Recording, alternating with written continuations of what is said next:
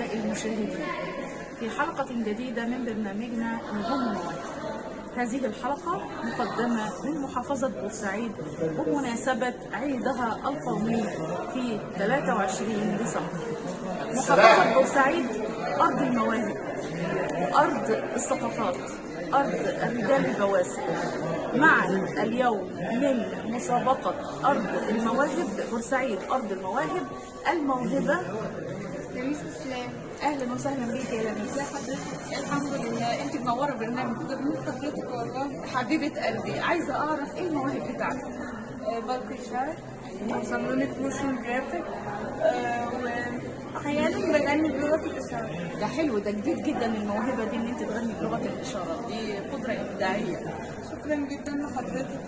طيب عايزة أشوف مواهبك. قولي لي الأول شعر. ماشي، هقول لكم شعر عن بورسعيد ان شاء الله، من كتابة الأستاذ يوسف صلاح.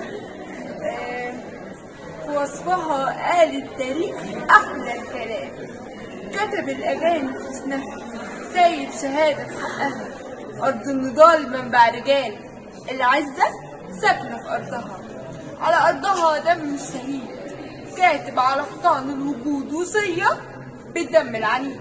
مهما كان الروح تهون وتعيش حرة يا بورسعيد، مهما كان الروح تهون وتعيش حرة يا بورسعيد. لميس انت ممتازة جدا جدا، وانا بشكرك قوي قوي قوي على الشعر الحلو. طيب في موهبة ايه تاني؟ بغني بلغة الإشارة.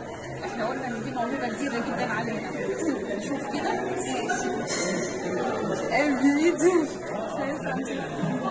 بلاد إسلامي أنت در الزمان، وحبك قد فاق كل المعاني، أموت لكي مصر تسلم وتحيا ومن أجل أرضك الأمريكان.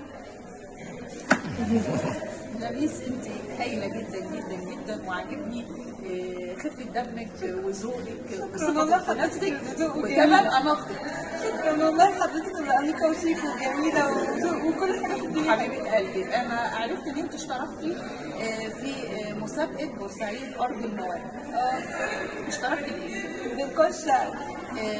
عرفت إن أنت فزتي بقى. الحمد لله، ربنا كرمني وفزت الحمد لله. أخدتي مركز؟ مش عارفة لسه. لسه النتيجة بكرة في الحفلة إن شاء الله. ان شاء الله. أنا ببارك لك وبقول لك ألف ألف ألف مبروك يا حبيبتي، وبتقدم ونجاح إن شاء الله بإذن الله. ربنا يخليكي، شكرا جدا زي ما حضرتك.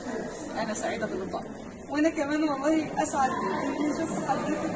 وبتمنى طبعا ان انا اسجل معاكي لقاءات اخرى قادمه، وانت بقى نجمه ومشهوره ونجمه بورسعيد وشاعره بورسعيد ان شاء الله باذن الله ان شاء الله. اعزائي المشاهدين، بشكركم شكرا جزيلا لهذه الحلقه المقدمه من محافظه بورسعيد واكتشاف مواهب وابناء بورسعيد. شكرا.